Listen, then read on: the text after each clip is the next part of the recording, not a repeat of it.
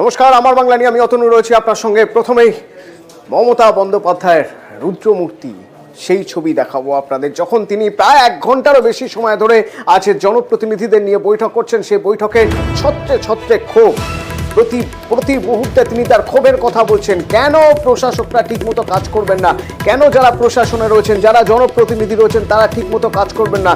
কোথাও বেআইনি বাড়ি তৈরি হচ্ছে, কোথাও রাস্তা দখল হয়ে যাচ্ছে, কোথাও ন্যূনতম পানীয় জল পরিষেবাটুকুও দিতে পারছে না পুরসভা। কেন হবে এরকম? একরকম মার্কশিট তৈরি করলেন।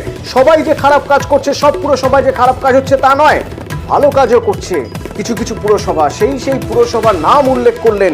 কোন কোন পুরসভা কোনো কাজই করছে না সেই সব পুরসভার নাম উল্লেখ করলেন, এবং নাম ধরে ধরে যেমন সুজিত বসু সেদিন এই বৈঠকে ছিলেন, এবং সুজিত বসুকে বলছেন যে কেন এইভাবে রাস্তার উপরে দোকান থাকবে, কিভাবে এই দোকানগুলো থাকে, পুলিশ কেন কিছু দেখছে না, সুজিত বসু কেন জানেন না।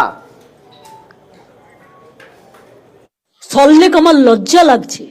রাজারহাটেও শুরু হয়েছে এনক্রোচমেন্ট। সল্লেকে ইচ্ছা মতো সুজিত বোস লোক বসাচ্ছে কম্পিটিশন করে। কেন বাইরের লোক বসবে? একদম পুরো এআরডি অফিসের সামনে সব এনক্রোচমেন্ট হয়ে গেছে। একটা করে তিপ্পল লাগাচ্ছে, একটা করে বসে হচ্ছে, একটা করে তিপ্পল লাগাচ্ছে, একটা করে বসে হচ্ছে। কেন? ওয়াই? কত টাকার বিনিময়ে? কারা নিয়েছে টাকা? কেন সল্লেক কর্পোরেশনের কাউন্সিলররা কাজ করে না? রাস্তা ঝাড় দেয় না? এবার কি আমাকে রাস্তা ঝাড় দিতে বেরোতে হবে? এলাকার লাইট দেখে না, রোড দেখে না, জল দেখে না। কলকাতা শহরে ভিডিও করা ছিল কোন রাস্তা কত পর্যন্ত এনক্রোচমেন্ট আছে। তা সত্ত্বেও একটা করে নতুন ওসি আসে আর বসিয়ে দেয়। আর আমি ঘাতক ঝগড়া করব। আমি রাস্তায় গেলেই দেখতে পাই পুলিশের চোখে পড়ে না, সব চোখে ঠুলি দিয়ে বসে আছে।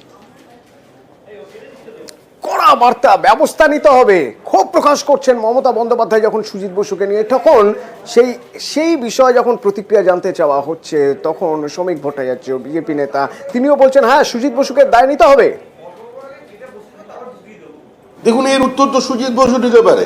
আমরা জানি বিধানসভার ফ্লোরে দাঁড়িয়ে নয়নজলি বুঝিয়ে দেওয়ার জন্য সব্যসাচী দত্ত সরাসরি সুজিত বসুর বিরুদ্ধে অভিযোগ করেন on the floor of the house.